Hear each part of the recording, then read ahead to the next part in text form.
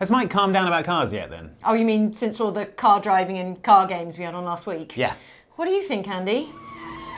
Oh, he's doing donuts in the car park now. Yeah, it's really my fault for asking him to get some donuts. So when's it going to be my turn, Jane? What do you mean, Andy? When is there going to be a game that comes out that caters to my specific exact interests? What are your specific exact interests? Well, horror, of course. boats, Yeah. Canadian film and television actor Sean Ashmore.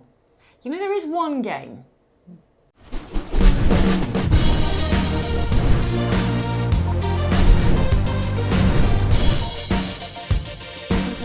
I can't believe you made me wait through the intro music to find out what the game is. We just do things a certain way around here, Andy. Okay, fine. Now tell me about the game. It's the Man of Medan! Okay. You are about to embark on a troublesome journey, a stormy sea. And at times you may find it difficult to know the right thing to do. Oh, Man of Medan. The Man of Man of Medan. Medan. But you should understand that there is no right and there is no wrong. Yeah, Man of Medan. I've played Do this. you want to know what it is? Oh, you know Yeah, what it is. I've played it. Oh, okay. Luke and I played it a Last while year? ago. Yeah, Right. last year. Spooky hand. Did you not see the spooky hand? No, I was looking at the character. Andy, there was a spooky hand! This is how I get around horror games. I just You just don't look at them. Look at things. I thought it was a good time. I love a horror The game. Man of Medan, if you haven't already heard about it, it's an interactive horror movie, right? Like, what do they call it? Like an interactive horror Yeah. drama. Well, it's by the people who made Until Dawn. Yes. And it is quite reminiscent of that in that Oh, it's a yeah, very massively so. nice-looking horror game. Super massively so. They're called supermassive games. Nice, Yeah. very nice. It's sort of minimally interactive in that occasionally some cutscenes will happen and you'll wander Well, around the it's room. kind of all cutscene. Yeah. With some traversal stuff like intermingled, Mm. and sometimes you'll be being chased, and sometimes you'll be being conversed with. Hey, got the pad yet? Sorry, I got distracted. No worries. Let's go get it. But yeah, it's very much an interactive version of the kind of horror film you might stumble on Netflix of an evening, which Yeah. actually is a really strong pitch where I'm coming from.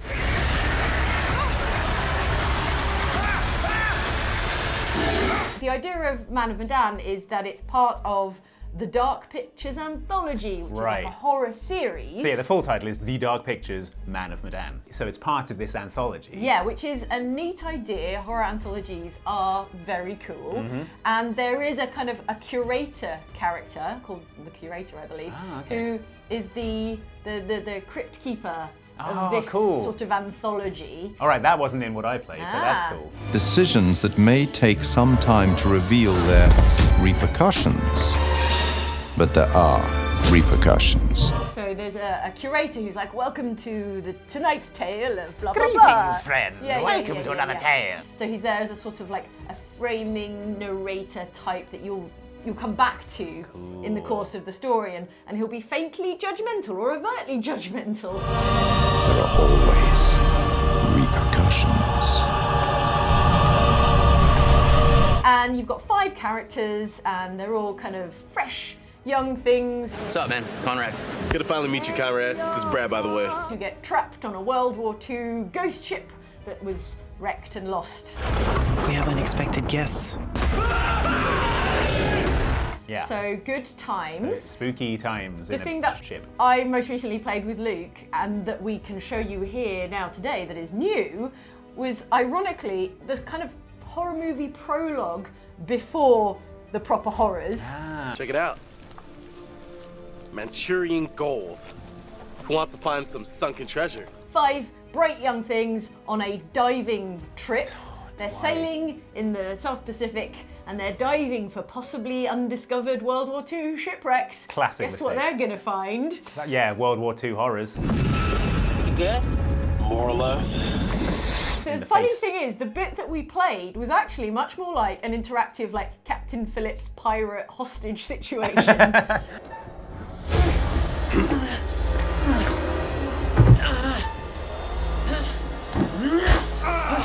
There's not so much like spooky stuff happening, but they do get boarded by a bunch of bad people. Right. And then they're being sort of taken captive and being led off course by these dudes.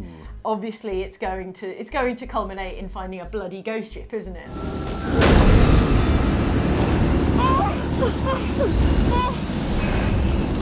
But what they did announce recently, and you might be interested in this, is 2 different co-op modes. Ooh. So now you can play it not only as like a single-player solo horror experience, but also as like a 2-person online co-op horror experience. Oh, okay. So how does that affect? You have questions. Yeah, I do. How presumably. You're right to have questions. Isn't like a lot of the horror from the fact that you're there on your own being spooked up? Well, it's a curious system. It doesn't work quite the way I'd imagined and that you might imagine. So in a typical scenario, you have these 5 characters. In the bit that Luke and I were playing, you have 5 characters, and sometimes you'll be together, and one of you'll be playing character A, and another of you will be playing character B, and you'll be maybe having a conversation or doing something together, and you make a choice. Let's finish this. And then they make a choice. And sometimes you'll have a little bit of text in the corner that's like, your friend is making a decision. Conrad! So if they're lingering over the decision, you can't see what their options are and what they're choosing. But also, and this was fascinating, there's a bit in the demo we played where a couple of the characters go on a dive. Right. Not to a shipwreck, but to a crashed World War II plane. Oh, also okay. very exciting. Cool.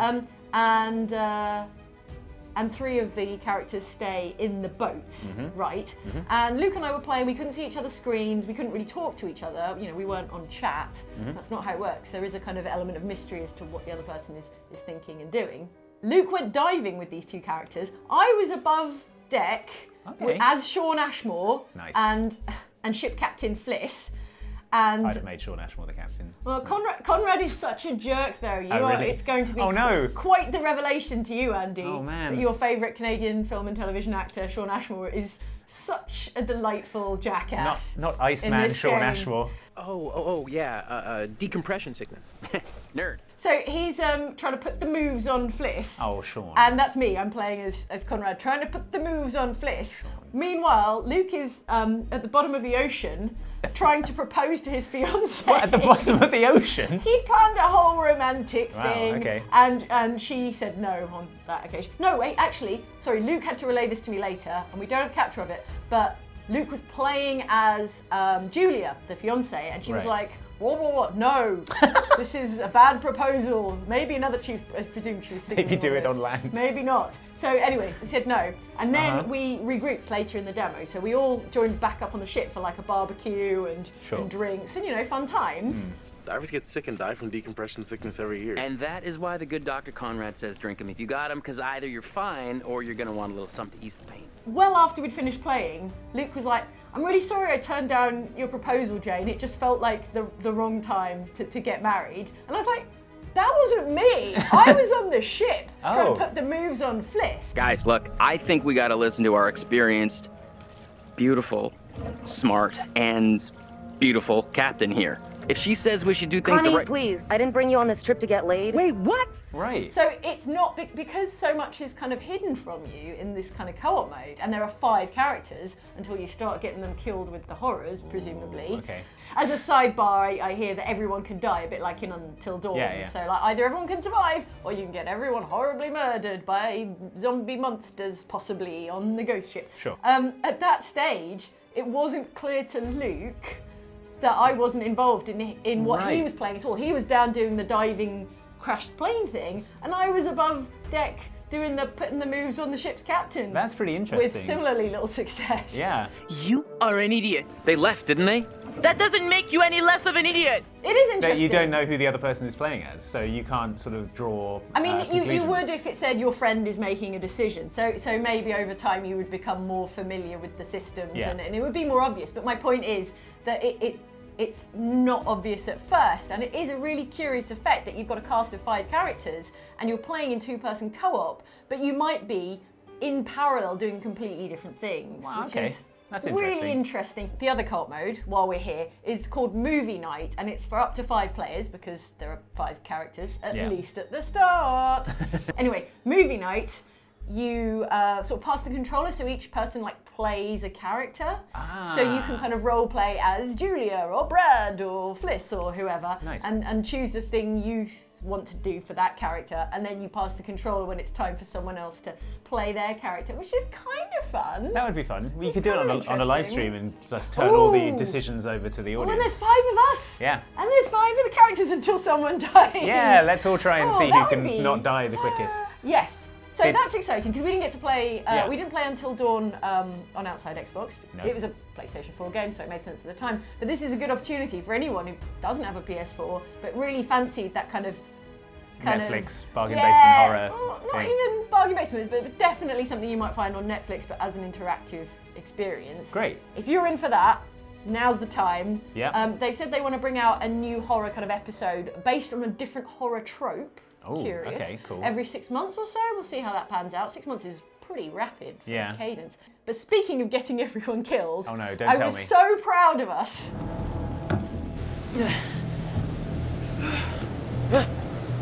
We were playing as Conrad at one point, and one of the demonstrators was like, a lot of people choose the kind of the jerkiest dialogue options for Conrad. How was I supposed to know they'd have no sense of humor? But very few people, in fact, maybe only one so far, has chosen to abandon their friends. Connie, now! There's a sequence during the pirate hostage situation where Conrad can be like, bye-bye, and just like peace. Jump in the pirate's kind of speedboat and just like, woo, peace out. Wow. And you chose that. And we were all like, Conrad away!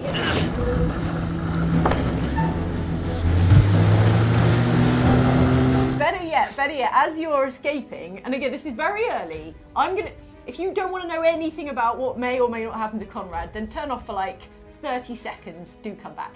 As you're speeding away, the pirate takes aim at you, because they're not the fun pirates, they're the kind of pirates with guns. And if you miss this quick time event, a very rapid quick time event, I think Luke was on the controls, you can fail to dodge his bullet.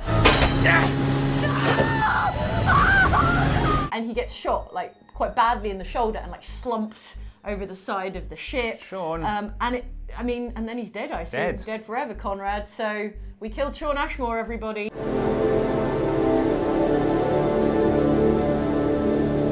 Also, if I had to guess, and from having seen a lot of Netflix horror, someone getting shot in the shoulder and disappearing off screen, they're definitely coming back. Yeah, right at the end, when all the ghost zombies are, they're like, oh, if only Conrad were here. He's like, he's going to boot open the door with the flamethrower. Yeah. And be like, sup. So, until we know any Conrad further, time. Sean Ashmore, Conrad is killed and dead forever. Okay, good. But, Andy, yeah, there's always hope. Okay, good.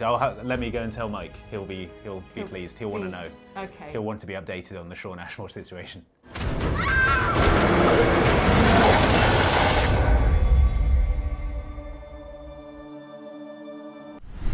To be clear though, the real Sean Ashmore is alive and well, right? I mean, yeah, Mike, I assume. I can't be checking on him every hour of the day. Okay. Just most hours of the day.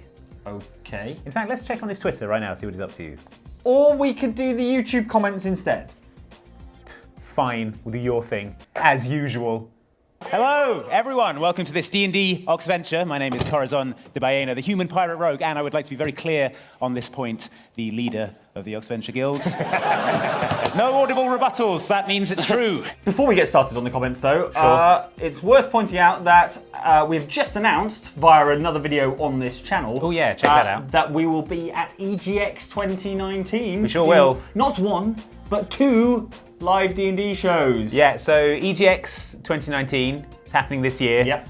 Thursday the 17th of October to Sunday the 20th of October. We will be there on the Friday and the Saturday. The 18th and the 19th of October. Yeah, doing live shows. Live Oxventure. Probably in the evening, I believe. Yeah, a couple of live Oxventures, so come along if you want to see such popular characters as Egbert, the Dragon Man. The clumsy Dragon Man, as he was put on the website a while ago. And Corazon, what are we going for? Corazon, the handsome, cool... Cool dude. You know the drill. And Luke's character, what is he? Some kind of Shrek? Yeah, I think he's half Shrek. Half Shrek guitar man. Half Shrek guitar man. Popular character, Luke. Anyway, yeah. Come along, watch the video, and then buy tickets to come and see that. It'll be cool. All details there. this is Grid. This is your actual Grid gameplay. Here it is. So I see in all its glory. Yeah, so this is a sort of reboot of Race Driver Grid, which was the game that came out back in the 360. It won BAFTAs. It was super well loved. And this is some actual Xbox One X footage of the game. So that was a clip from last week's Show of the Week, which is about Grid, Andy, as I'm sure you were excited to hear. Yeah, loved it. Amaritudine has a comment that says, "Good news, everyone. I've taught the AI to seek vengeance when it feels wronged. The creators of Grid almost certainly making the world a better place." If you accidentally bump into someone, like I'm doing an awful lot of at the moment, one of them might be like revenge. Yeah, exactly, revenge on basically. Yeah, exactly that. Nice. Vengeful AIs. I love it. Yeah, this is how Skynet starts, isn't it? It pretty much is, yeah. It starts with a racing game with vindictive AI. So they'll put like little robot legs on your Xbox, and then all of a sudden it will get up and attack you. It's in your kitchen with a bread knife. There's an episode of Futurama that is exactly where that's the plot, right? Yeah. There's an episode of The Twilight Zone, which is like that as well. I suppose, but also, Futurama, bigger cultural impact than the Twilight Zone. There's an excellent Twilight Zone episode where all the guy's stuff in his house starts to come to life, and his typewriter's like, "Get out, mate."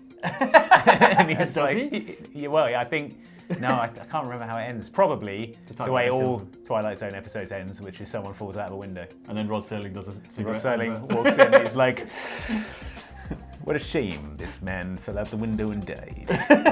Chesterfield King is a real good cigarette." It's a good job they don't sell those anymore, right? Yes, true. They better not, otherwise I'm going to get in trouble for advertising. Tobacco's bad. Don't smoke it. It is bad. Don't smoke anything.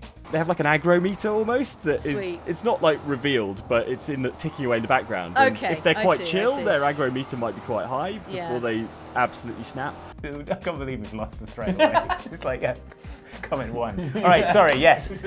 Bad AI decision, guys. This is how the Robopocalypse gets here. It is, but good AI if you want to play a racing game where you have like meaningful rivalries and that sort of thing. It needs to be more meaningful. They should, like after the race is over, the driver should like come to your locker room. Do they have locker rooms?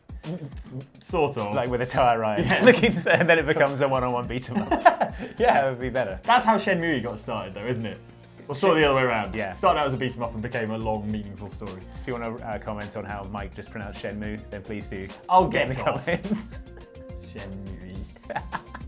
So Alex the Brewmage is having a bit of an existential crisis and says the first Grid was 10 years ago. Looks at Dorian Gray picture. It's been so long. Has it really only been 10 years since we were all playing the original Grid? Yeah. Well, when you say we were all, but I was playing it. Yeah. But yeah, it's about 10 years. Let me verify the age of the original Grid. 2009. Video games were coming out then, I remember. Tokka, that's one. That's it was part of the series. Was it part of the series? Yeah, it was part of the Tokka race. Tokka Race Driver. Here we go. What's Tokka stand 2008, 11 years old. Oh wow. Yeah, Tokka stands for Totally Ordinary Car Acceleration. There you go. Yeah, totally ordinary car action. Nothing strange about this game, so don't look into it. Definitely not a front for Skynet. Stop asking. Skynet programming, it's just leading up to this. Yeah. It's like Human Car Game 1. They're like, no, it's too obvious. Definitely not robot training program. Totally ordinary car action. There you go, done. Totally immobile, Arnold Schwarzenegger mannequin. One of it. But yeah, so 10 years, 11 years. 11 years, yeah, there you go. Grid came out. BAFTA award winning. Yeah, time is a flat circle. Chris Miles says, no, Andy, Grid is not a game about spreadsheets, but there is a lot of acceleration. A lot of acceleration. Well, yeah, it's a car game. Acceleration? Yeah, you said acceleration. Like, it has to go up to speed. It doesn't just go 0 to 60 in no seconds. Listen. Acceleration? Yeah, you can say acceleration when you want, mate. I don't understand what you're trying to like say. the spreadsheet program Excel. Microsoft Excel. Google Sheets. Yes, like Google Sheets. Yeah. There's a lot of Google Sheets oration. Oh, I see. Excel. Yes. Oration. Why didn't you say so? I did that. I think you'd say acceleration. That's a good pun. Yeah, good work. Good pun. Wow. From Andy, that's pretty high praise. Wait, I should be booing. Yeah, you should be booing hard. That's probably what they actually secretly wanted. Boo! No one actually wants your approval. Yeah. They want your disapproval, your firm disapproval. Yeah, it's a lot of boo acceleration. Yeah, boo. Boo. I think the other thing that makes a Formula One driver extremely good is that he is a perfectionist. Like, he did not want to get off the simulator, basically. He did an amazing lap. Another car game? Yeah, I know. What is the time of the year, I guess? You thought you'd escaped, but I'm dragging you right back in. When is the wrestling game coming out? Soon, hopefully. Not soon enough. Yes, I talked to actual Formula One driver Pierre Gasly. He's a lovely chap. He evolved into coughing and wheezing. Well, I tried to beat him on Formula One 2019. All right, how'd it go? Yeah, good. I didn't beat him, but I did okay. I thought, for a non-Formula One driver. Yeah, I heard that he was bad at racing cars, and then after the video came out, he was good at racing cars. Well, this is true, and I have more on that point. Oh, okay. Kaustu Chauhan says that Mike should have gone with Andy to the Austrian Grand Prix to do the God of Driving promo before the racing. Yeah. It was like the higher you place, the better a director you get for your life. Yeah, exactly, yeah. If you come 15th, it's like Uwe Boll. Yes. There I am. Yes, that's right. In all your faces, the God of Driving has arrived. So, Andy, would you like to take the opportunity to cut a promo on Pierre Gasly right now, given that you weren't able to go along and do it in person? Okay, sure. Pierre Gasly! It's an appropriate name for a man like you, because you are ghastly at racing cars. That's right, friend. Oh, you think you can just come into my yard and race cars? Well, let me tell you something, friend.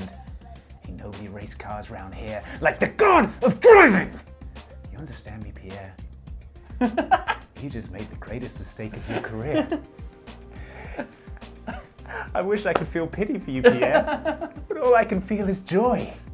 Joy for the destruction that I am gonna wreak on you, on your career, on your family. Wow, okay. Wow. The name of Gasly isn't gonna mean anything after next week, Pierre, because it's not gonna exist anymore. You're out of the business, Pierre, and it's all your fault. You're gonna look back and you're gonna say to yourself, never should have messed with the God of Driving. It's gonna be right, Pierre. You can take that to the bank.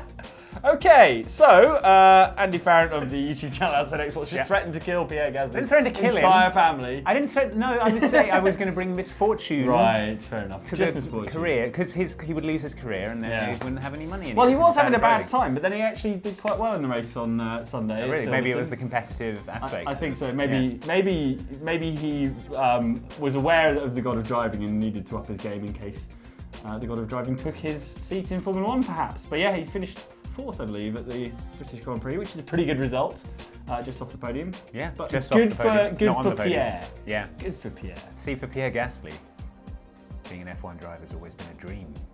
But for the God of Driving, it's always been what I do. I never dreamt about this because it's just something that I am, Pierre. The greatest at driving. I didn't have to work to get here. I'm just that damn good. Right. So okay, sorry. You're good. Yeah, you're good. I think Pierre gets the message. Probably. Yeah, I'm sure he's watching video game YouTube right now. I'm sure he's a lovely guy. I'm sure we would get on. You're all right, Pierre.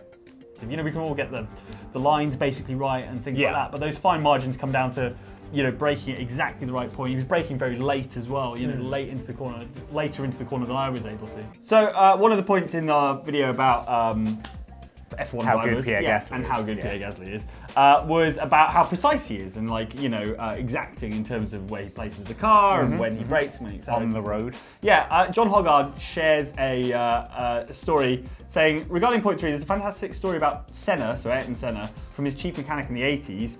Senna hit a wall during a race, killing the car. After he came back in, he said, I don't understand how I hit the wall. The wall must have moved, which sounds like a facetious comment.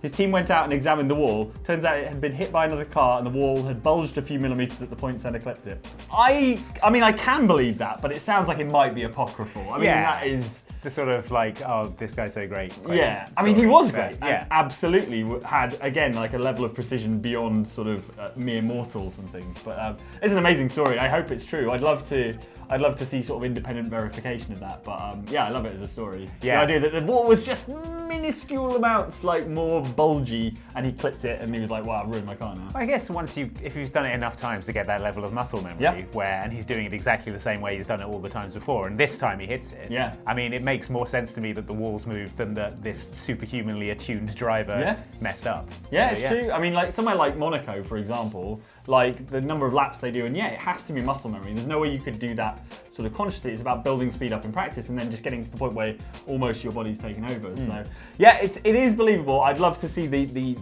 raw evidence and know what race it was. I'd love to see the clip and see just what the margin of error was. The clip as he hit the wall. Yeah. Indeed. So Tyrell Thomas has pointed out that my affection for Pierre Gasly is starting to border on the romantic. So the bit where you asked if I was a little bit in love with him now, and I said a little bit yes. Tyrell Thomas says, you could say that Mike's heart was racing. Oh, like a car. Like a car races, I yes, get like it. a racing car. Maybe a bit less though now after I destroyed him in that promo. Well, yeah, he's gone down in my estimation, really. The scales have fallen from my eyes, and now I recognise that Pierre Gasly is trash. Yeah. And that you should have come round your yard and tried to race cars in your yard. Well, there's not enough space. Yeah, I wouldn't have thought so, yeah. But, yeah, now that you've seen him for the man that he is, the coward. He's just afraid to step into that race track with the god of driving. I feel like Pierre's suffered enough, so we should probably call a halt to this. The god of driving takes his power from an urn containing the ashes of the F1 trophy that he burned. Yeah. Carried by Paul Bearer. Carried by a man similar but legally distinct to Paul Bearer. Yep. And yeah, that's when he like hits my opponents with it. Cool. Well, I look forward to that at the next race, which I believe is something like Hungary. Yeah, more importantly though, like you were supposed to be getting me donuts. So where are they? Ah, yes. Because, I mean, this is all well and good, but it's not getting me any donuts. I'll be right back. Yeah, if you would. No messing around in cars, because donuts. And we're back. I'm back. I mean, I never left. Yeah. And I'd like to say thank you very much for watching this episode of Show of the Week. So, thank you very much for watching this episode of Show of the Week. And remember to smash that like button. What? That's a bit intense. Smash it! Oh God, okay. Wow. Where'd that come from? You gotta comment the like button. Oh no. Gonna get smashed. Andy's gone wrong. So much rage. Are you okay? Like button knows what it did. Is he okay? I'm fine. Dear Lord, I'm hungry. Oh, I hear that. Let's go and get Hey some guys, actual... I brought you some donuts. Oh, cool. Thanks. Oh, ugh. Ugh. Mike, these are all smashed up. Yeah, well, they should have worn their safety belts. My God. If you don't want This is them, whoa. Didn't say that.